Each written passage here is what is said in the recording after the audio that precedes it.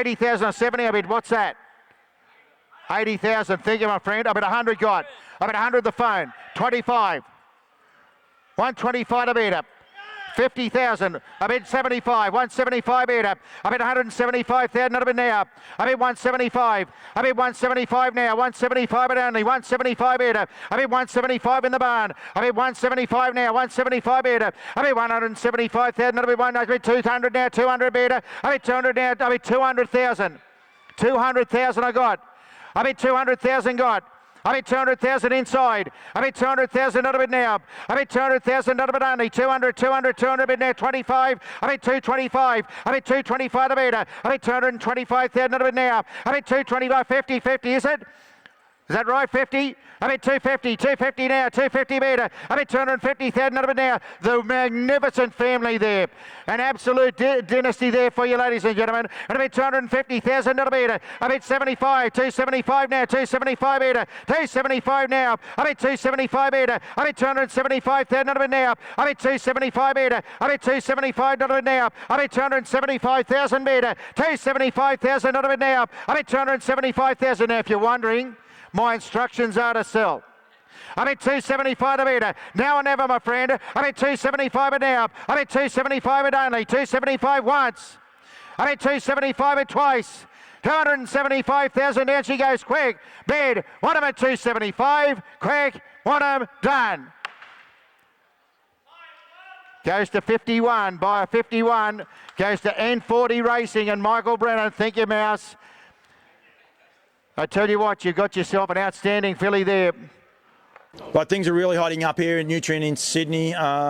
Just had lot 52 sold then for, well, 275,000. Josh Devine, congratulations. Yeah, thanks, mate. It's obviously a bit crazy to be speaking those sort of numbers, especially when you're around a harness racing sale. But look, she was a stunning filly. It's a long story, but I've known Jackie and Success a very, very long time. You know, I've known Jackie longer than anyone else in harness racing, and it was her horse 2IC that I looked after at the vet clinic when I had a short summer job there that made me fall in love with harness racing. So I think if you went and spoke to her, she would be pretty confident I would have been keen to buy it, and yeah, I certainly had to pay for it, but it's worth it. Spirited bidding.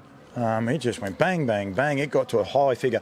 That's a great sign. And there was, like, you looked at the spotters, there was 5, 6 guys on that horse early on. You know, I'll put my hand up. I had a guy, we didn't even put a bid in.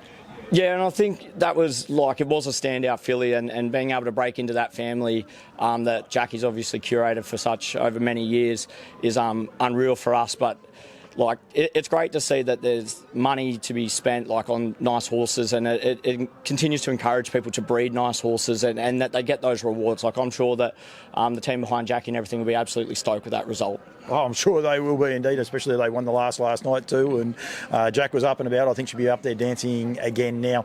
It is a great family. It's a great story. I think it basically started with a horse with one eye is how the old IC came, but it's a family everyone wants to be a part of. You then have the success of Success Stud and what they're being able to do. It goes from there. Bettor's Delight, you know what sort of job he's doing. Ticks a lot of boxes.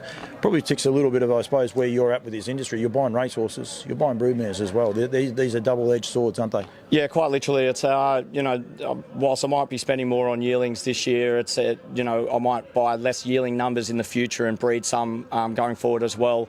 And it's all about getting into those good families. I've done it in New Zealand. I've done it, you know, here in Australia, and it's you know, once I've shifted my focus a lot more to the standardbred game over the last sort of 12 months, I've really, you know, looked at it and said, oh, you've got to spend a certain level of money to break into those families. And today was no different. Like, yeah, might have gone, like people say I've gone silly, but it was something that I was probably emotionally incentivised, but also every horse in that pedigree runs. Like, there's not one horse on that page that hasn't run, which means then, you know, when I breed in the future, I'm hoping that sort of trait sticks, and then we're going to have good horses running around for Mouse and myself in the future.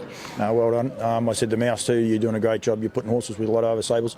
Mouse is getting this one as well, so it's great for him, but you're putting horses, the one you purchased last week in Tassie, still in Tassie, staying in Tassie, looking after the people that are looking after you in a way, I suppose, to the New Zealand horses as well. So we need this. The Queenslanders are staying there, but Mouse might be up there soon, so that's okay. That's it, yeah. So obviously the move for Mouse to go up there and train a team, and then obviously, you know, the Tassie horse, it made sense to be down there, and that's just a relationship I brought with, I had with Braden Howler over a number of years, where he's never actually asked me for a horse, but then I just said, hey, would you be interested in, you know, at least training this for the first couple of years, and, you know, very welcomed. And then, you know, even like Kimberly Budd in New Zealand, like a young girl, like the family's steeped in history, but like to give her an opportunity with some high-priced horses, you know, that she can really, you know, have every opportunity between her and her partner Johnny. Like I've raced $2,000 horses and had some of the most fun in harness racing with them. So, you know, whilst people sit there and might go, oh, that's crazy what he's doing, it's not really. Like these are friendships that I've built